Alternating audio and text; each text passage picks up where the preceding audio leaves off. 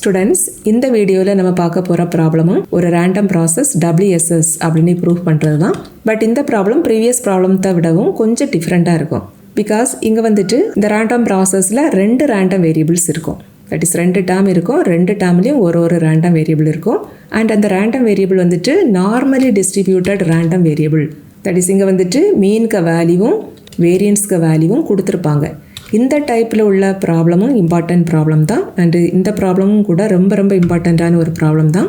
இந்த டைப்பில் உள்ள ப்ராப்ளத்தை நம்ம இன்டகிரேஷன் யூஸ் பண்ணாமலே ரொம்ப ஈஸியாக சால்வ் பண்ணிடலாம். இப்போ நம்ம இந்த ப்ராப்ளத்தை சால்வ் பண்ணலாம். கொஸ்டின் பாருங்கள். If x of t equal to a into cos lambda t plus b into sin lambda t where a and b are two independent normal distributed random variable with e of a equal to e of b equal to 0. e of a அப்படின்னா mean value of a, e of b னா mean value of b, mean value of a யும் mean value of b யும் 0 அப்படின்னு கொடுத்துருக்காங்க. And also e of a ஸ்கொயருக்கு வேல்யூவும் e of b ஸ்கொயருக்கு வேல்யூவும் சிக்மா ஸ்கொயர் அப்படின்னு கொடுத்துருக்காங்க. அண்ட் லாம்டாங்கிறது என்னதுன்னா இங்கே கான்ஸ்டன்ட். என்ன ப்ரூவ் பண்ணணும்னா x of t வந்துட்டு wide sense stationery process, that is WSS அப்படின்னு ப்ரூவ் பண்ணணும். இதே ப்ராப்ளத்தை இப்படியும் கேட்கலாம். இங்கேயும் அதே போல் தான் x of tக்கு வேல்யூ கொடுத்துருக்காங்க. But e of a, e of b, e of a square, e of b square இதோட வேல்யூஸ் எல்லாம் டைரெக்டாகவே கொடுக்காம என்ன சொல்லிட்டாங்க பாருங்கள். வேர் a and b are two independent n of 0, sigma square. Normal டிஸ்ட்ரிபியூஷனில் அந்த சிம்பிளை நம்ம எப்படி எழுதுவோம்னா n of mu, sigma square. இதில் மியூ அப்படிங்கிறது மீன், இந்த சிக்மா ஸ்கொயருங்கிறது வேரியன்ஸ்.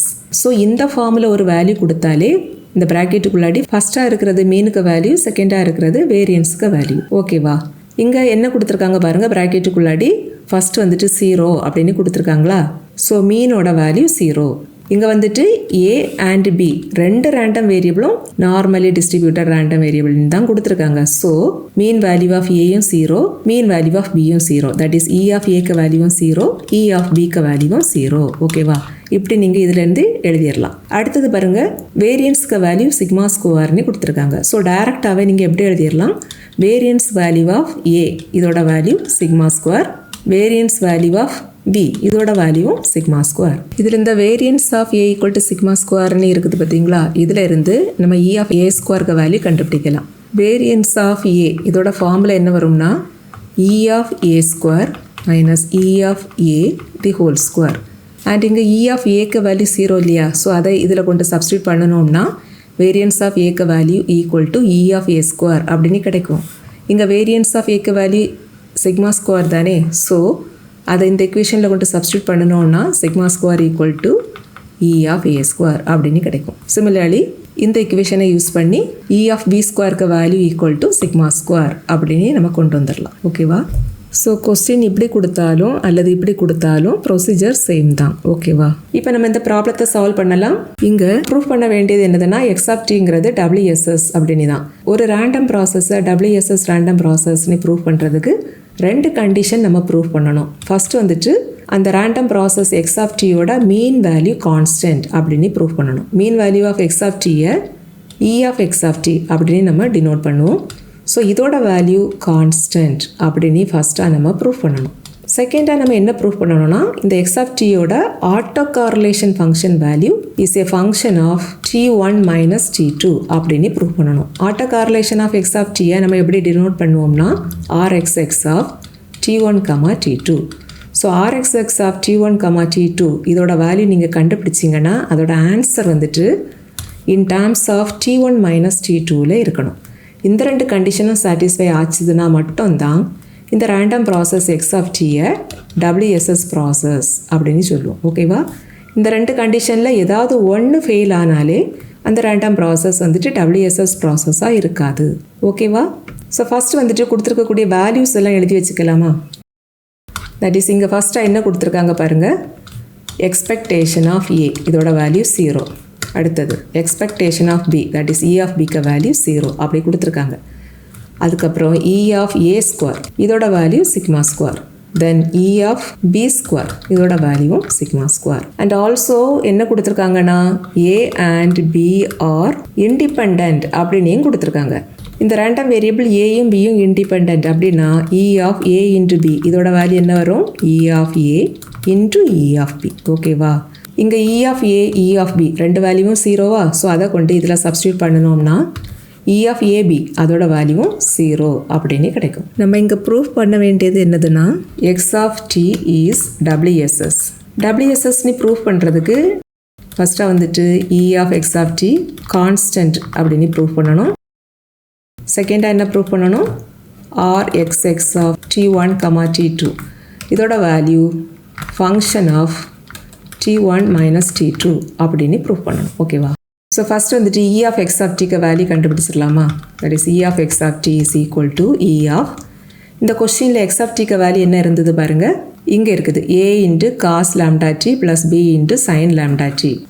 ஸோ இந்த ப்ராக்கெட்டுக்குள்ளாடி a into cos lambda T plus B into sine lambda T அப்படின்னு எழுதிடலாம். இப்போ இதில் எக்ஸ்பெக்டேஷனுக்கு ப்ராப்பர்ட்டி ஒன்று யூஸ் பண்ண போகிறோம். என்ன ப்ராப்பர்ட்டினா E of A into X plus B into Y.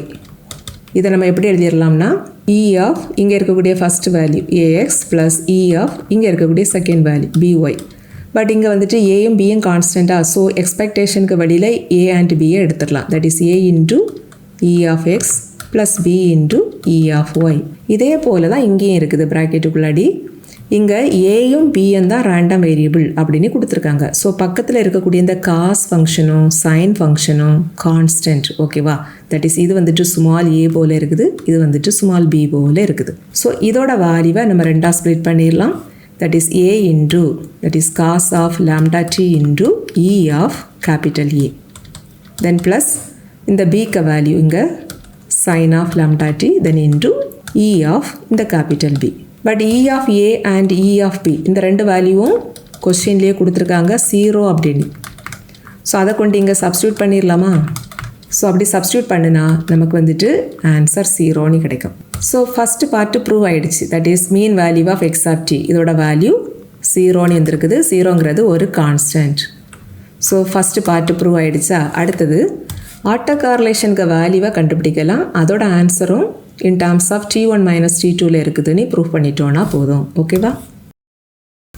இந்த autocorrelation of X of டியை RXX ஆஃப் T1, T2 அப்படின்னு நம்ம டினோட் பண்ணிக்கலாம். அண்ட் இதோட டெஃபினிஷன் என்ன வரும்னா expectation of that is E of X of T1 into X of T2.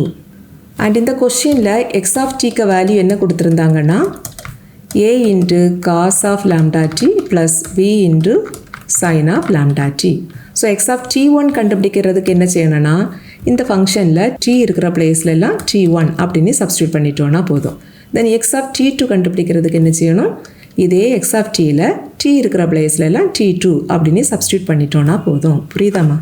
So which is equal to E of X of T1க்கு value அப்போ என்ன கிடைக்கும்? A into cos of lambda T1 plus B into sine of lambda T1 then into அடுத்தது X of T2க்கு value என்ன வரும்? A into cos of lambda T2 plus B into sine of lambda T2.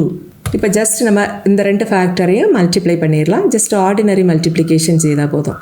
That is இங்கே உள்ள first டேர்மை கொண்டு இந்த first term கூட ப்ராடக்ட் பண்ணி எழுதணும். தென் இந்த ஃபஸ்ட்டு டேர்ம் கூட இந்த செகண்ட் டேர்மை கொண்டு ப்ராடக்ட் பண்ணணும். அதுக்கப்புறம் இந்த செகண்ட் டேர்ம் கூட இங்கே இருக்கக்கூடிய ஃபஸ்ட்டு டேர்ம் ப்ராடக்ட் பண்ணணும்.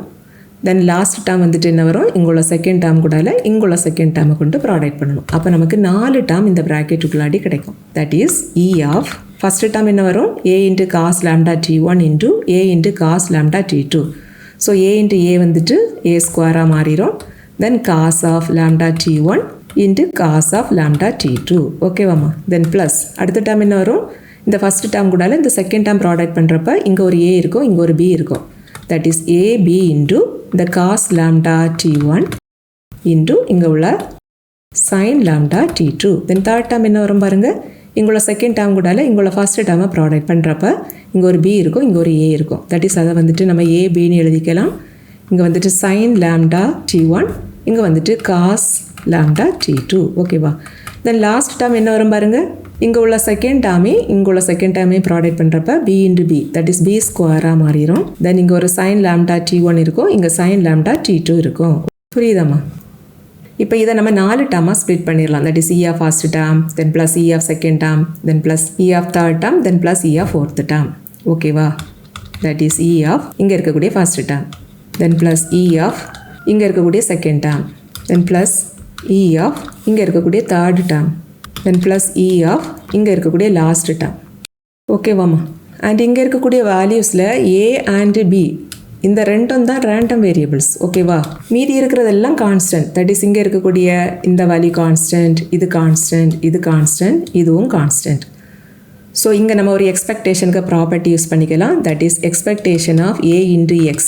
இதை நம்ம எப்படி எழுதிக்கலாம்னா A into E of X, வேறு X வந்துட்டு வேரியபிள், A கான்ஸ்டன்ட். ஸோ ஒவ்வொரு டேர்ம்லேயும் இருக்கக்கூடிய கான்ஸ்டண்ட்டை எக்ஸ்பெக்டேஷனுக்கு வெளியில் எடுத்துடலாம். ஸோ ஃபஸ்ட்டு டேர்மை நம்ம எப்படி எழுதிக்கலாம்?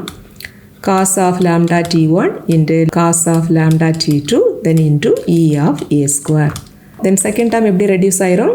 cos of lambda t1 into sin of lambda t2 into E of AB. Then third term நம்ம எப்படி எழுதிக்கலாம்? plus sin of lambda t1 cos of lambda t2 into E of A into B. Then last term என்ன வரும் பாருங்க?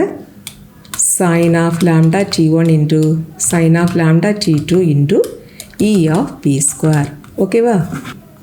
And இதில் E of A square value and E of B square value இந்த ரெண்டு வேல்யூவும் கொஸ்டின்லேயே கொடுத்துருந்தாங்க, சிக்மா ஸ்கொயர்.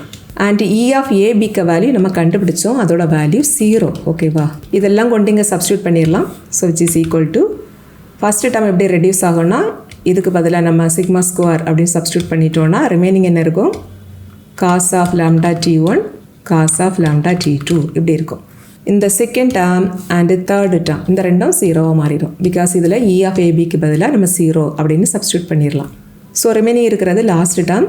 இந்த லாஸ்ட் டேர்ம்லேயும் இந்த E of B ஸ்கொயருக்கு பதிலாக சிக்மா ஸ்கொயர் அப்படின்னு சப்ஸ்டியூட் பண்ணணும்னா நமக்கு இது லாஸ்ட் டேர்ம் எப்படி கிடைக்கும்? Sigma square into sine of lambda t1 then into sine of lambda t2. இப்போ இதில் ரெண்டு டேர்ம்லேயுமே சிக்மா ஸ்கொயர் காமனாக இருக்குது. ஸோ நம்ம சிக்மா ஸ்கொயரை அவுட் சைடில் எடுத்துடலாம். ஸோ இங்கே ரிமைனிங் டேர்ம் வந்துட்டு cos of lambda t1 into cos of lambda t2 இப்படி இருக்கும்.